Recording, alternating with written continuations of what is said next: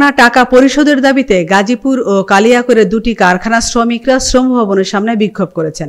Mahmud denim লিমিটেডের প্রায় 250 শ্রমিক 9 মাস যাবৎ বিভিন্ন সময়ে তাদের পাওনা আদায়ের আন্দোলন করে আসছে। আজ মালিকপক্ষ শ্রমিকদের পাওনা টাকার একটা অংশ দেবার আশ্বাস থাকলেও টাকা না পেয়ে শ্রমিকরা লাগাতার আন্দোলনের হুঁশিয়ারি দেন। এখানে দুটি কারখানা। আমার নাম মোহাম্মদ মাহফুজুল ইসলাম, আমি ন্যাশনাল কেমিক্যাল শ্রমিক ইউনিয়নের সভাপতি। এটা রেজিস্টার একটা ট্রেড ইউনিয়ন। এই কারখানায় বেসিক ইউনিয়ন আছে, সেটা দীর্ঘ 9 মাস ধরে আন্দোলন চলছে আমাদের এই কারখানায়। গত এপ্রিলের 8 তারিখ রমজান ঈদের সময় ছুটির সময় কারখানাটা বেআইনিভাবে বন্ধ করে দিয়েছে এই কোম্পানির মালিক। দুটি কারখানা এখানে, একটি হলো ন্যাশনাল কেমিক্যাল ম্যানুফ্যাকচারিং লিমিটেড আর একটি হলো এবিকো ইন্ডাস্ট্রিজ লিমিটেড। দুটি কারখানা একই মালিক। আমরা গত 20 তারিখ এখানে আসছিলাম, আসার পরে সেখান থেকে আমাদের কোনো ফয়সালা হয় নাই। 21 তারিখ আমরা সচিবালয়ে গেছি, সচিবালয় থেকেও আমরা কোনো আশ্বাস না পাওয়ার পরে আমরা 22 অক্টোবর আমরা মালিকের বাসায় যাই, গুলশান। এই বুলু সাহেবের বাসায়, ন্যাশনাল কেমিক্যালের মালিকের বাসায় গেটের সামনে আমরা যখন যাই, সেখান থেকে সচিব স্যারে এবং এই দপ্তরের যে এডিশনাল আইজি স্যার আছে তাদের নেতৃত্বে আমাদেরকে ফোন করা হয় এবং এই মালিকেও আমাদেরকে ফোন করে বলে যে ত্রিপক্ষীয় একটা সভা করে এই শ্রমিকদের পাওনার বিষয় সমাধান করার জন্য। আমরা বেতন, আগে যে বেতন ছিল সেই বেতন, বকেয়া বেতন পরিশোধ হয়েছে, কিন্তু কারখানা দুটো সম্পূর্ণ বন্ধ। আমরা এখন সার্ভিসের বিষয় নিয়ে আমরা আন্দোলন করতেছি। চাকরি ফ্যাক্টরি আর চলবে না, এই ফ্যাক্টরি আর চালাবে না। আমাদের প্রত্যেকটা শ্রমিকের বছরে 1 মাস করে একটা বেতনে চাকরির সার্ভিস থাকে আর কি, বেনিফিট, যেটা চাকরির সার্ভিস বেনিফিট বলা হয়। সেই বেনিফিট বিষয়টা গত 23 অক্টোবর এই দপ্তরেই ত্রিপক্ষীয় সভা হয়। সেই সভায় একটা চুক্তি করা হয়, মালিক সেখানে ছিল। চুক্তি অনুযায়ী আজকে 14 নভেম্বর মালিক এখানে টাকা পেমেন্ট করার কথা শ্রমিকদেরকে, সকল শ্রমিকের টাকাটা এই দপ্তর থেকে আজকে পেমেন্ট করার কথা সকাল 11টায়। কিন্তু আমরা সকাল 9টায় আসার পরে এখানে আমরা জানতে পাই যে মালিক বিদেশে নিষেধাজ্ঞা জারি হওয়ার কারণে আমরা আজকে মালিকের টাকা পয়সা দিবে না।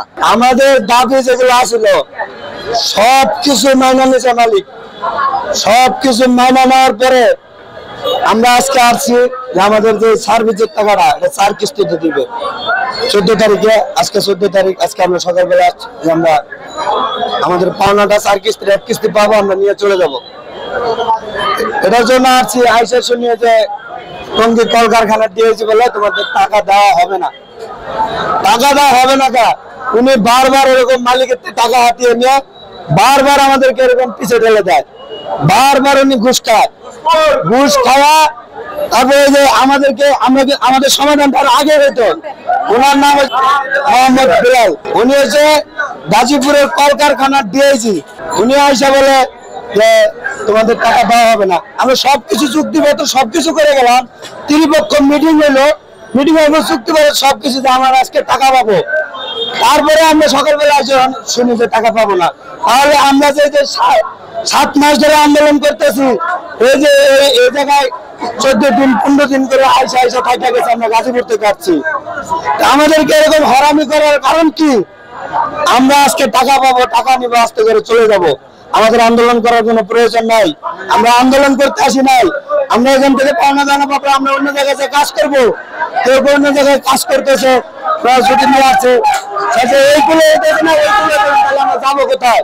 এই যে সামভবন, এই সামভবনের প্রতিটা তারা শ্রমিকদের লোক আছে। এই সামভবনের শ্রমিকদের লোক থাকি কি হবে?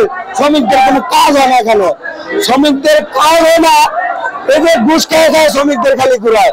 এটা সমভবন না লেখা, এদের মালিক ভবন আর দালাল ভবন লেখা দেওয়া হোক। কারণ এই জায়গায় যে একটা শ্রমিকের কাজ হয় না, মালিকের কাজ হয়। মালিকের পক্ষ নিয়ে কথা বলতে হয়। আমরা আমাদের সার্ভিসের টাকা পাবো বলে আমরা 5 মাসের বেতন ছাড় দিছি, আমাদের 5 মাসের বেতন দিতে হবে না। আমরা বোনাস ছেড়ে দিছি, আমরা একদিকে 10% বোনাস পেতে মোটে ছেড়ে দিছি।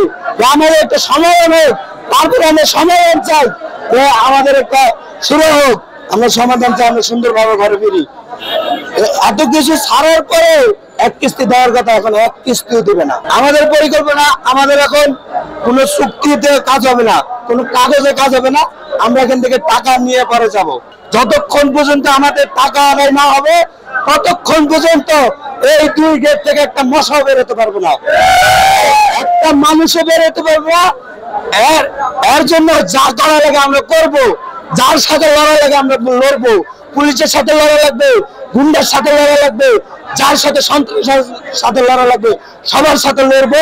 তারপরে আমাদের চুক্তি বাস্তবায়ন হবে, আমাদের টাকা আমরা পাবো এখান থেকে, পরে আমরা এখান থেকে লড়বো।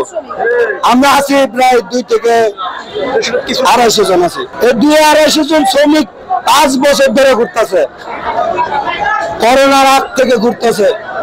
তারপরে একজন মালিককে এরা ধরে আনতে পারে না, তাহলে ওনারা নিচে নামা যাক। ওরা তো শ্রমিকের কষ্ট বোঝে না, তারা শ্রমিকের কষ্ট বুঝবে। তারা শ্রমিক আছে, ওই শ্রমিক যা ওখানে বসে, ওরা তো এসি রুমে থাকে, বুঝবে কি? আমরা তো কর্ম করি, আমরা তো শ্রম বিক্রি করি, আমরা বুঝি যে আমাদের ঘাম ঝরে, কত কষ্ট করে ঘাম ঝরাই আমরা। ওরা তো বুঝে না। ওদেরকে বুঝানোর জন্য আমাদের এক হয়ে ওদের ঘুষ খাওয়া বন্ধ করতে হবে। ওরা ঘুষ নিয়ে আমাদের থেকে আমাদের রক্ত ঘামের টাকা ওরা ঘুষ নেওয়ার পরে ওরা এসি রুমে বসে থাকবে। আমরা এখানে আন্দোলন করব আর মালিকের দালালি করবে ওরা। ওদেরকে মালিকের দালালি করতে দেবো না আমরা। আমাদের এই সমভবন দরকার নাই, এই সমভবন ভেঙে ফেলা হোক। আমরা চাই সমভবন ভেঙে ফেলা হোক, সমভবন ভেঙে ফেলে টিনের ঘর দিয়ে দেওয়া হোক। যেখানে শ্রমিক কাজ করবে, শ্রমিক হয়ে শ্রমিকের পক্ষে কাজ করবে, এখানে মালিকের লোক বসা মালিকের পক্ষে কাজ করানো হয়। এই কাজের আমাদের প্রয়োজন নাই।